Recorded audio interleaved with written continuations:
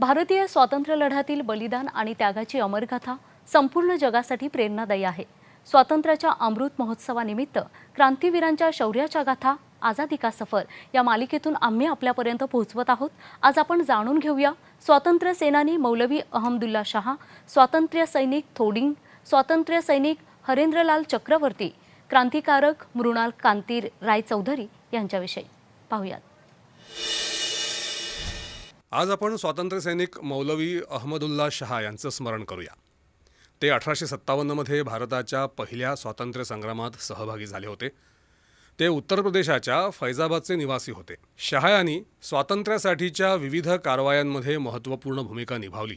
शाह यांनी फैजाबाद, लखनौ आणि अवध भागातल्या इतर काही ठिकाणी लढाई केली। शाह यांच्या नेतृत्वाखाली स्वातंत्र्य सैनिकांनी ब्रिटिशांचं खूप नुकसान केलं। ब्रिटिशांनी त्यांना पकडण्यासाठी 50,000 रुपयांचं बक्षीस जाहीर केलं। शहाजहानपुरानंतर शाह 5 जून 1858ला अवध रुहेलखंड सीमेवर दिसले। ब्रिटिश सेनेनं याच सीमेवर त्यांना गोळी मारली। निष्ठुर ब्रिटिशांनी शाह यांचं मस्तक कापून शहाजहापूर इथं लटकवण्यासाठी अधिकाऱ्यांकडे पाठवून दिलं। त्यांचं शरीर जाळलं आणि ती राख नदीत प्रवाहित केली। महान स्वातंत्र्य सैनिक अहमदुल्लाह शाह यांना आमचा प्रणाम।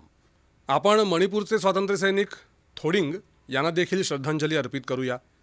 5 जून 1857ला त्यांना वीरगती प्राप्त झाली। थोडिंग मेघालयच्या गारो पर्वतरांगांमधील राकामनापुरा गावाचे रहिवासी होते। ते अंतिम गारो प्रतिरोधक आंदोलनात ब्रिटिशांविरुद्ध लढले। थोडिंग यांनी इतर गारो योद्ध्यांसह इंग्रजांचा प्रचंड विरोध केला आणि सलग 3 आठवडे संघर्ष केला। पण युद्धभूमीवर ब्रिटिश सेनेनं त्यांना पकडलं आणि त्यांच्यावर खटला चालवला गेला। त्यांना मृत्यूदंड दिला गेला। 5 जून 1857ला वीर मणिपुरी स्वातंत्र्य सैनिक थोडिंग यांना फाशी दिली गेली।